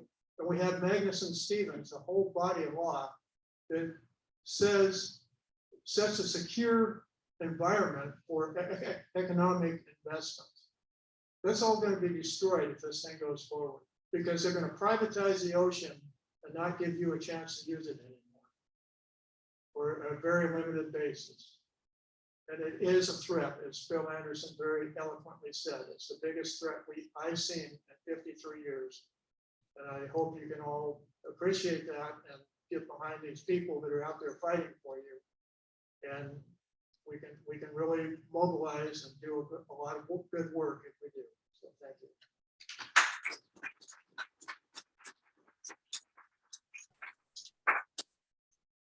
Thank you very much. Heather, we got two people online. We do. Let's start with Mike Grable. Good afternoon. My name is Mike Graybill, and I live in Charleston, Oregon, and I've been looking into the wind energy issues here in Oregon for the last several months. I would like to thank the folks from our Coastal Caucus for convening this discussion today. And I also am very grateful to the members of the congressional staff that are sitting in. I think it's notable here that the conspicuous organization that is missing from this conversation is the very organization that's responsible for the decision-making of what takes place in our offshore area. And that's the Bureau of Ocean Energy Management. So I would caution the people today who are talking here that there's virtually no feedback mechanism besides through your elected officials to send a signal to the Bureau of Ocean Energy Management and to raise the concerns that you're expressing here today. I think it's very telling about how broken this process is that we don't have the decision-making body, the Bureau of Ocean Energy Management, present to sit in and hear these comments. I've got lots of comments, but again, I don't find this forum one that will, besides communicating with my elected officials, that will have an influence on the outcome. So I'm really counting on you elected officials to serve as an intermediary to communicate this message. But I'm also counting on you to identify the fact that there are virtually no policies in place to address offshore wind. Who would develop a policy to guide an activity that didn't exist? Well, this offshore wind issue has emerged very recently, and not surprisingly, there aren't policies in place to regulate it or to set parameters for it. So now we have a federal agency that is showing up one afternoon and drawing 1,000-mile circles on a map with very little input or sideboards associated with it, and certainly with very little input from the bodies and the people that will be influenced by this. Previous speakers have talked about a number of things. One in particular is the cumulative effects of this. As I've been reading, I've been following the large-scale investments that have been taking place by the nations of around the North Sea. Those would be Germany, Denmark, and England, and more recently, Scandinavian nations. Right now, the North Sea has 5,700 functioning turbines in place, and today, a coalition of European organizations that surround the North Sea announced that they're going to increase the capacity of their offshore wind development in the North Sea by a factor of 10. That means instead of 5,700 turbines, it will be 50,000 turbines. Right now, the Bureau of Ocean Energy Management is making a proposal to lease an area for offshore wind starting with 3 gigawatts of power. That is more power than the Diablo Canyon nuclear power plant produces. That's about the same amount of power as the Bonneville Dam and the Dalles Dam combined. We're talking about a huge industrial development off our coast. And that 3 gigawatts is just being discussed as a starting point. And I can tell you in areas where previous offshore wind development has turned a profit for the sponsors of it, there's an unrelenting interest in expanding the development into new ocean areas. I think it's absolutely essential that members of Congress and members of our Oregon legislature take a serious look at adopting policies that will set some parameters for how this industry should be developed or if it should be developed at all. Thank you. Well, thank you so very much. And as we indicated, our congressional delegation is here or online taking part in this meeting. Certain state legislators are participating in the process. We will be commenting formally at the end of our series of listening sessions, but we're also providing this opportunity for your comments to be added into the record as well. Now, all that being said, we're not naive. It was my good friend Artie Roebland who observed at the listening session in Coos Bay a few days ago that first they decide where they want to do it, and then they have a conversation about whether or not it's a good idea. So we are in a process now of trying to have an influence over whether or not it was a good idea to make that decision in the first place. I'm gonna get to you in just a second, sir. We have one more online that we promised. Yeah, we do. We have Brent Payne. Brent, are you there? Yes, Heather, I'm here. I hope you can hear me. Let me lower my hand. Speak up just a little. Sure, I'll get real close here. Yeah, thanks very much. My name is Brent Payne. I'm sort of Heather's counterpart from the north. I work for a group called United Catcher Boats. UCB is the trade association of vessel owners that 72 vessels that primarily fish whiting off the west coast in the mothership mode and shoreside. We are more associated with Westport rather than Newport, but we're your neighbors to the north. I did hear something about the Oregon process in the opening comments by one of the representatives, and I'm a little bit envious about that process because I want to talk to you all about process and the decision-making process that actually occurs.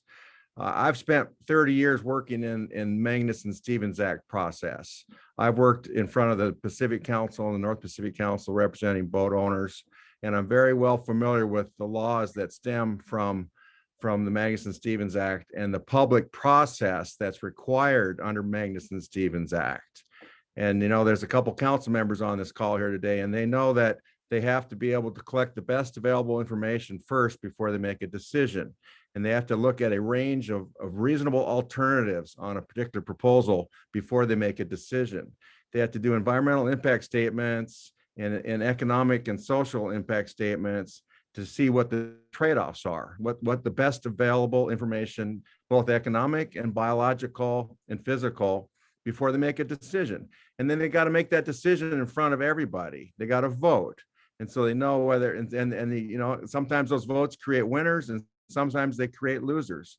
But by and large, the Regional Fishery Management Council process creates winners and not winners and losers.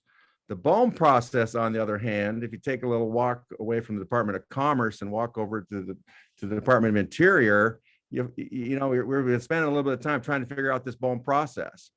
And it's to me, you know, we have environmental laws like, you know, the Endangered Species Act and Marine Mammal Protection Act, and they seem to apply differently in the world of the Department of Interior rather than to the NOAA Fisheries and the Department of Commerce. The BOEM process is backwards. They say they can create these areas first before they do the environmental impact statements, before they do cumulative impact statements. And now they're creating winners and they're creating losers by the process that they're undergoing here. You shouldn't have to have these town hall meetings right now and have these outcries saying, hey, listen to us. This should happen before they determine these call areas. Before they determine the call areas, they should have the information in front of them to determine the best available decision that can be made. This is backwards here. So, you know, and how do you change that? Well, you change that by federal law. So I think that we would be well advised to try and look at a rewrite on the regulations that BOEM uses in the public process to determine the offshore wind areas. Because this is a win-lose situation and the fishing industry is going to be at the loser end here under this current process. Thank you. Thank you so much. At the very back of the room, you had your hand up?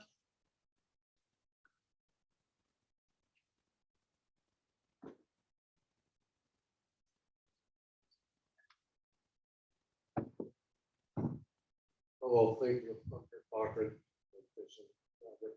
A little bit. You guys have all said everything very well. I feel like we should require a document that you guys are listening. Oregon's done a very good job. When I was sitting with them, put the knowledge out. And they're saying I talk louder. Okay. Thank you. You know, take it out on the boats and do the surveys to make things that we get the Pacific Council. And Oregon's gone up and down with the resource and different things and whether things have done quite well. The council just actually got rid of RCA. They left the long off Oregon. Sufficient analysis. Big important part to us. So there's a lot of things good happen. And now we have this. And this is bigger than anything I've ever seen in my life. It has the biggest impact on a broad range of people. I with all the wells and fish and stuff, but one of my first phone meetings I listened to, I raised the flag about, hey, you set these out in the ocean, I gave the power to shore. First thing I got told was to be quiet, I'll take care of that. You know, and I'm just thinking, if I were to run a line from the shore and get off that on the ocean, and we're not talking about stealing.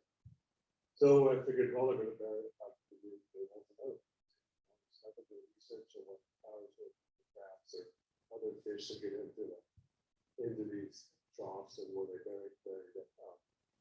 And pretty good evidence that's not a good situation. Most of the world has stopped any kind of electric fishing, whether it's electric wire on the beam trawler or something else, because when it contacted the fish, it broke the back and killed them all. So we were setting up for pretty bad situation. Then I go down to the meeting with this day. It gets worse. We'll put them out there. Now we're going to float them above the ocean and put these little shacks or whatever that they go through, and then that little string. Well, now you're interacting not just the bottom, that also now you're interacting on the midwater species and everything else. No chart so far has talked about the fall areas and what's close to us. If you take a chart and you lay over the fall areas, then you lay over Stonewall Banks, Hecate Banks, Blanco High Spot, all these places are close to fishing. And 3 miles inside, 2 miles outside of the towns. In the FH areas. And then you start talking about stuff that we do on our own management, the managed through co-ops and stuff.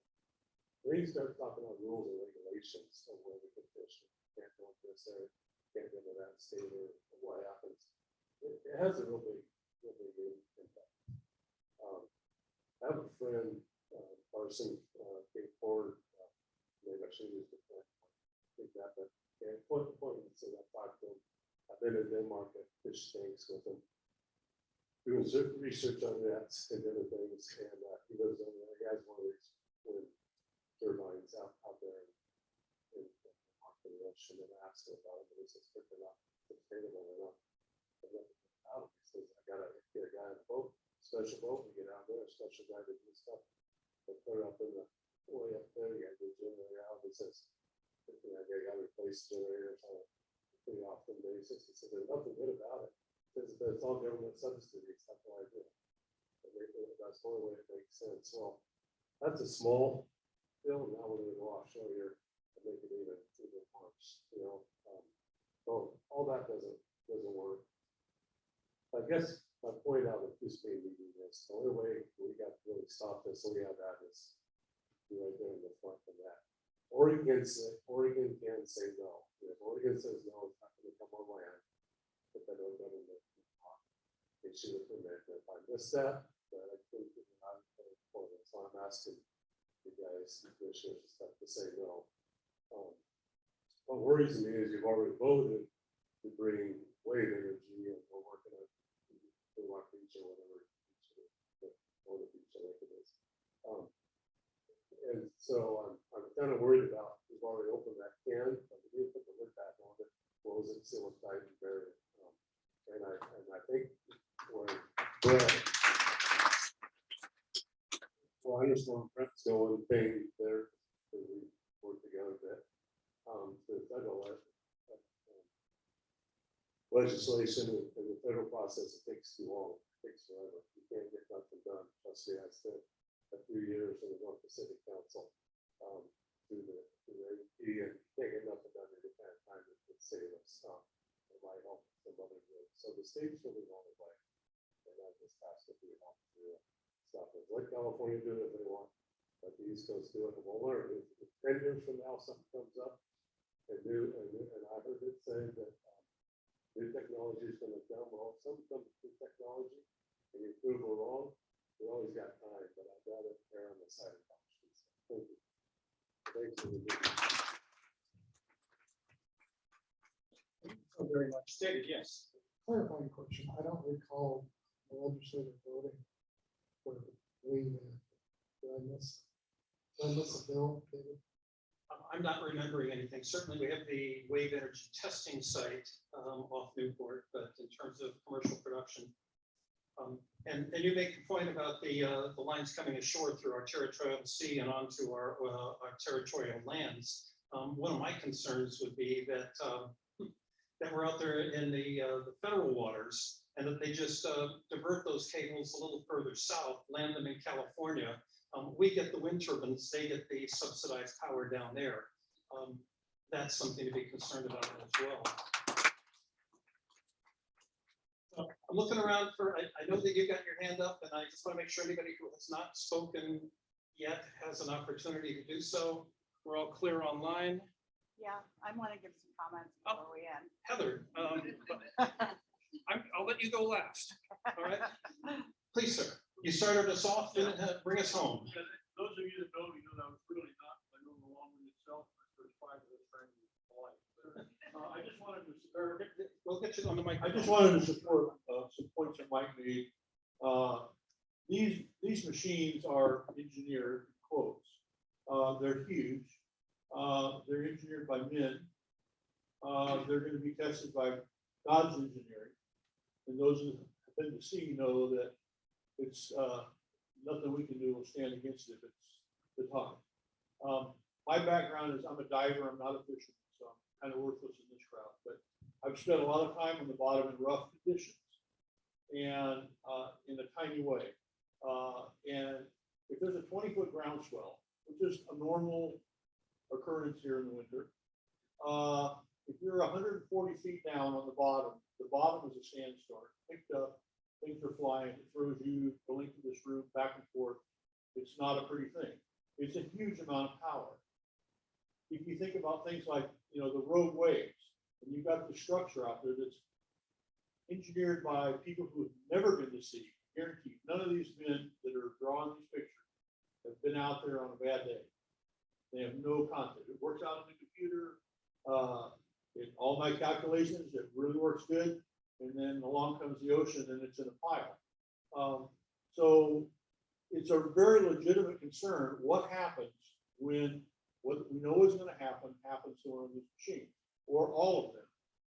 And we need to consider that. And that's not just an issue for fishing. It's like everybody keeps saying, this is an ocean that more than just fishermen rely.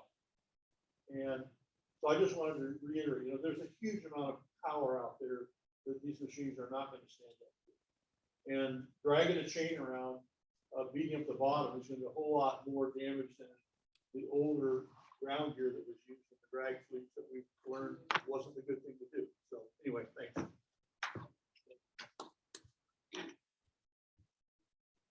I just want to remind everybody that I'll say Newport has a really good fishing fleet. Guys have spent a lot of money on making their boats safe. And we come home when the wind blows. Okay? We don't stay out there. That's all I want to say. I think you said a lot. That's a good thing. Heather, I said we didn't have anybody else still online and somebody else popped up, so we'd be pleased to hear from them. Yeah, we're gonna hear from Nick Edwards. And he has some slides and I apologize. We don't have the right cord for my computer to come up here. But I'm gonna show them and they'll be in the recording. So let's hear from Nick. Everybody hear me? Louder. Louder? Yeah, 1, 2, 1, 2. louder. Just speak up. Yeah, I'm pretty loud. Let's see. I'll try 1, 2, 1, 2. How about now? That's good. Okay, sorry about that. I want to thank our congressional delegation for listening in on this. As Senator Betsy Johnson told me the other day, we need a champion, and I hope all of our congressional delegation will be our champion here moving forward. I'm Nick Edwards. I'm a third-generation fisherman of 43 years. I own the fishing vessel Carter John out of Charleston, and I'm representing Shrimp Producers Marketing Cooperative today. Our vessels harvest Jordani pink shrimp in Oregon, Washington, and California waters, and our Jordani pink shrimp gets exported all over the world. I think you're going to hear a lot, or you've heard a lot today about our resources that from Oregon and Washington, California, that go all over the world. I keep hearing the phrase that the Southern Oregon coast is the Saudi Arabia of offshore wind. It's really easy to say that because it's just words. What the Southern Oregon coast actually has is one of the most sustainable ecosystems that feeds one of the healthiest oceans on the planet. The industrialization of the Pacific Ocean is really at stake. BOEM is sending a clear message that our sustainable ecosystems and our commercial fisheries are expendable for offshore wind. The Bureau of Ocean Energy Management and the current siting process for Oregon waters, they will not protect our northwest upwellings. Just off of Coos Bay, the call area, we have one of 4 of the most productive ecosystems in the world. It's referred to as the California Current. A published report from 2018, Future Changes in Coastal Upwelling and Ecosystems with Global Warming. I quote, coastal upwelling and ecosystems are among the most productive ecosystems in the world, meaning their response to climate change is of most critical importance. Offshore wind is supposed to help reverse the direction of climate change, not to have a potential impact of one of the most sustainable ecosystems on the planet. Now, the slides that Heather was talking to about it, that I wanted to show, I showed them at the Mill Casino, is on 4/27 of this year, April 27th, BOEM just released these Central Atlantic call areas off of Maryland, Virginia, North Carolina, and Delaware. These 2 sites are located in 2,600 meters or 1,421 fathoms. That's twice as deep as the Coos Bay 1,300 meter call area. Moving offshore wind to 1,300 meters and beyond, like Governor Brown suggested, would only help protect our natural resources. Site E is 56 miles located off of Maryland and Delaware and Virginia. It's a massive 1.6 million acres, but it's 56 miles offshore. Site F is 44 miles offshore of North Carolina and Virginia. It's 763,000 square acres. And like I said, it's 44 miles offshore. Siting floating offshore wind on the East Coast is going to be twice as deep as the West Coast. We need to move this offshore. This is unacceptable, and it's of critical importance for Oregon's natural resources to have a deeper siting process in Oregon's outer continental shelf. Governor Brown provided a list for BOEM to follow in siting offshore wind in Oregon's outer waters. BOEM has ignored the governor's suggestions to date. Governor Brown stated, this is the opportune time to move these wind energy areas offshore to 1,300 meters or 710 fathoms and beyond. BOEM did not listen to any of us. The National Research Energy Laboratory, or NREL, has made presentations that show the technology for offshore wind can go to 1,300 meters or 710 fathoms. That was 5 years ago. BOEM now acknowledges the technology of going deeper and published these call areas for the Central Atlantic. They're 56 and 44 miles offshore. Why can't Oregon have that? A developer that I recently met during who purchased one of the leases off the New York Bight when he came to Coos Bay, they paid $1.2 million for that lease. That lease is 146 square miles. He said it will produce 3 gigawatts of offshore wind to the grid. To accomplish it, it will have 200 wind turbines that will be taller than the London Eye, 600 embedment anchors, and miles of massive chain. What everyone needs to know, we will never be able to fish in these areas ever again if it's allowed to go there. So that's why further offshore is best for us. These offshore wind companies, they have the technology to go deeper. We cannot let BOEM place these offshore wind farms in the most productive ecosystem in the world. Like Governor Brown stated, move these call areas offshore. This is really important. We need to call our legislators, our congressional delegation, and our governor to put the brakes on BOEM. Only they can convince BOEM to move offshore wind outside of 1,300 meters to 2,600 meters. Just like on the East Coast, we should be no different. Like others here in the room, the last 2 years, the seafood industry has participated in the whole BOEM process. There has been no meaningful engagement or transparency whatsoever. BOEM has showed me that they have no concept of our ocean resources, its inhabitants, or its ocean users. For that reason, there's a fundamental difference between the Bureau of Ocean Energy Management and us that are here tonight.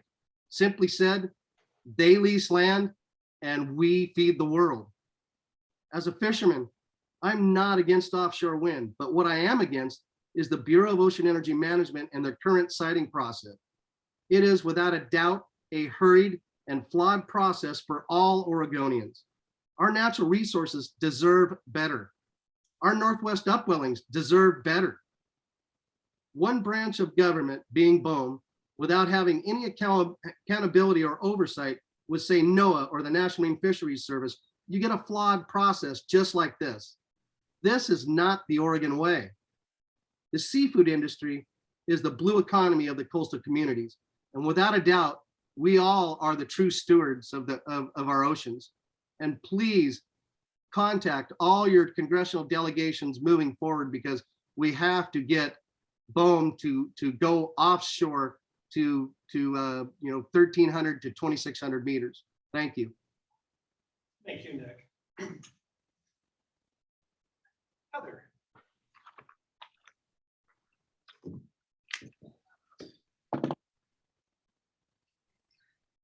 Thanks, David. First, I do want to thank you and Rep. Brock Smith for putting these listening sessions together. I think it's really important, and I think getting out of your district and coming up here, you've realized how important it is to folks that aren't necessarily home ported in Coos Bay, right? I think that's what's being considered a lot of times. People at BOEM or other places don't recognize that when you leave Newport, you may be, going all the way down to the border to fish and bring that fish back. And that's a really important piece. I do think that without HB 3375, we'd be looking at a lot more than 3 gigawatts. We've certainly heard from offshore wind folks that they're interested in that. We heard from ODO the other night, Oregon Department of Energy, that they could, somewhere between 50 and 60 gigawatts is available out in our ocean, but that is the entire EEZ off of Oregon, where you could put wind turbines. We do need help from our state and our federal representatives. The one thing that's really important about HB 3375, I think, is that it's a study. It doesn't commit the state to anything. It's a study to look at the opportunities and the challenges of 3 gigawatts in our waters by 2030. The results of that study could say that the risks and the unknowns are too much, and let's encourage our state legislature to say, no, let's put a moratorium in place for a couple of years until we see what happens in California or in other places, until the research that's ongoing is done. Maine did something similar, and I need to get more information on it, but they have a relatively small test site because their governor and the people of Maine and the fishermen did not want this. So if Oregon sends that message and does it the Oregon way and does it slowly and thoughtfully instead of this rush to meet a political promise of 30 gigawatts in the ocean by 2030, I think that we could make some headway there, but we need everybody to speak up, and we do need our congressional folks to speak up because we need help from everybody. It's okay to acknowledge there's problems with these windmills. I've been researching this for the last several months. There are so many groups across the country, not just on coasts, but on Lake Erie. They're looking at putting in these huge wind farms, and everybody is against it. They're on terrestrial wind farms, the noise and taking people's farmland. There are so many groups out there that I've just become aware of, and I'm starting to see what their arguments are, what works, what doesn't, how we can work together. But there's a lot of concerns out there. There's nothing wrong with saying that these things might be flawed. I'm a mom, like Kelly and Carrie and Nancy, everybody in here that has kids. We care about the environment and what we're leaving for our kids and grandkids. That doesn't mean that you have to embrace this renewable energy full force. And when people say it's coming, so let's figure out how to make it work, I reject that, because otherwise it's a self-fulfilling prophecy.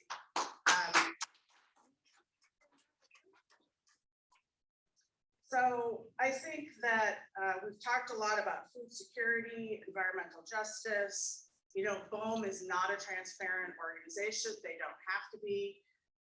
We have to prove right now that we're towing in the call areas. So I've got my fishermen putting their plotters, pulling down the call areas and showing all their tows over the years. We have to prove we use that area. They don't have to prove anything. They don't have to prove that these things are safe, that they're not gonna hurt birds or whales or anything. They have no burden of proof. It's all on us. And that is why they don't do an EIS upfront, an environmental impact statement up front, because if they did, these projects would never get off the ground.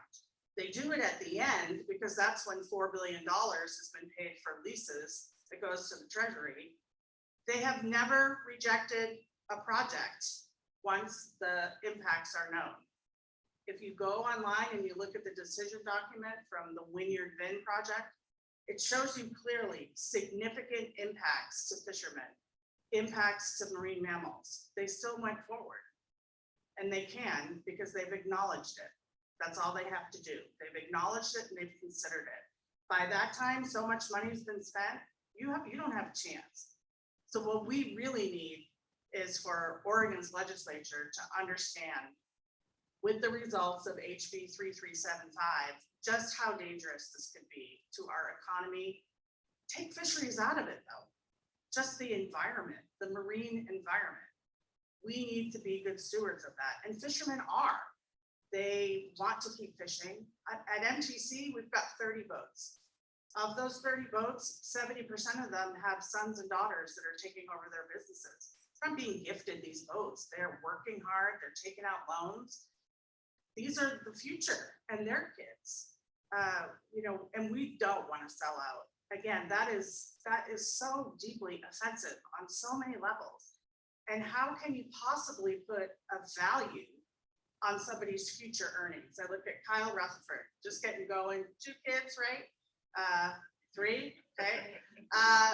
Just getting going, a lot of years left. Ashton that was here earlier, you know, no kids yet, but he's eventually, you know, how do you put a value on that?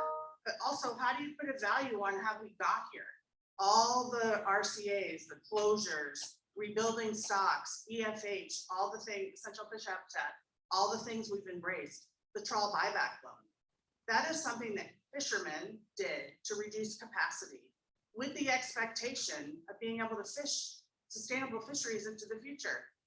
These guys have paid $40 million to buy out 90 boats capacity so far. We still owe 11. Like, we did that with the expectation of being able to fish, and none of that is under consideration here. BOEM is going to do what BOEM has to do to meet the political promise of 30 gigawatts in the water by 2030. And that's where we need to stand up and say, slow down. It is not as great as everybody thinks. And that's why, you know, together with several of our environmental partners that we're usually at odds with, we've sent letters together with them to BOEM saying, slow this process down, do it right. We need everybody to stand up and say something, and to make it as easy as possible. You know, these guys are holding the listening sessions. There's going to be other Coastal Caucus members out on the table. We have cards that have the email addresses to, you don't even have to talk to someone if you don't want to. Send an email. It's all on the card. If you don't know what to say, it's on there too. Like, just do it or ask for help, because so many of us want to help. This is a huge threat to all of us. And I really appreciate everybody taking all this time to be here today. We are all so super busy. We were trying to get some people from C. It's not working well. They are down in the call area. So it's just not working well technology wise, but we'll see if we can't get some of those recordings out, and just stay engaged, please. And a big thank you again to David Brock-Smith, and of course to Rep. Gomberg for standing up for us. So thanks.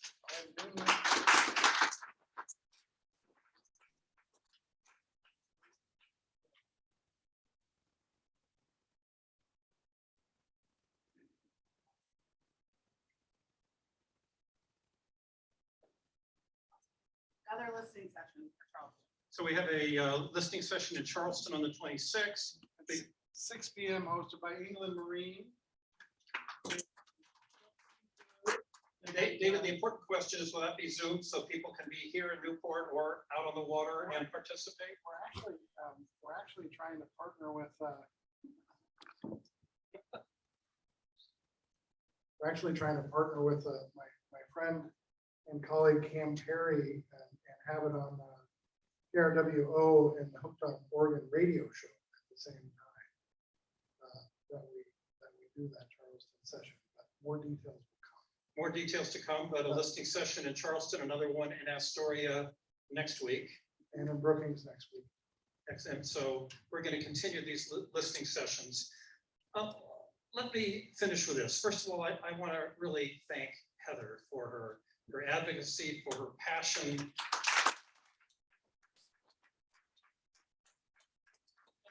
Never hesitating to reach out from the potential loss of the Coast Guard Air Station, the potential construction of these huge devices offshore, never hesitating to reach out to us legislators and make sure that your concerns, your issues, your life's work is represented and recognized and better understood. So thank you for that, Heather.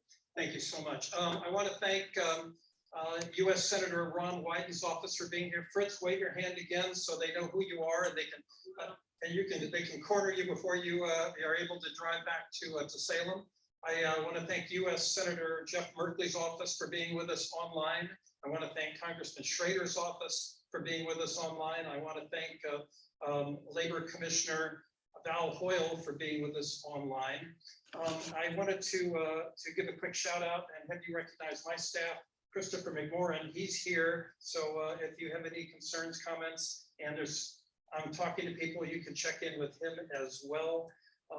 And I want to thank, of course, the people that came to us on the Zoom meeting today. But most importantly, I want to thank all of you here in the room. Did you? Oh, well, God, I was just getting to the very end, but you got a question, please. What is that question?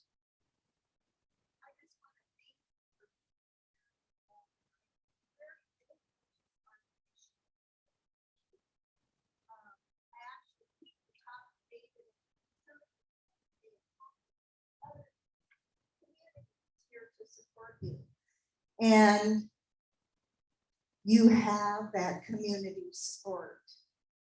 This meeting is very much like the many meetings that I attended years ago for our community and our state of Oregon, for the state parks, who was trying to stop smoking from happening on our beaches. And if anybody's ever tried to light anything on the beach, they know that that was completely as heinous as what you're having to fight here today. We need to stand as tall as our best governor, Tom McCall, and say no. My question, David, why are we residents, native Oregonians with 100 years plus in Oregon having to fight so hard? It doesn't make sense to destroy our oceans. The government is destroying all the chickens, the cows, the pigs. What's left? Fish.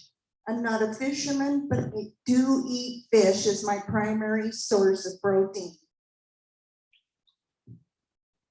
We have said no to 5G and you snuck it in. We said no to spraying pesticides and killing us with the chemtrails, and you're still doing it. We have had no housing here since 2013. When does that change? You damage our oceans, we're all toast. And I know that the fishermen know this. Thank you. Thanks so very much. Thanks so very much. And we will talk a little bit after we conclude the meeting here today, but you mentioned Tom McCall. Tom McCall once famously observed that heroes are not giant statues framed against a red sky. They're ordinary, everyday people who stand up and say, it's my community and it's my responsibility to make a difference. And all of you here in the room tonight are heroes as well, for standing up, for making your comments on the record, for being a part of a response to this threat. And we put you on the record, and we're going to take the steps necessary to make sure that Charleston and Astoria and Brookings have the same opportunity as the one we already had down in Coos Bay last week.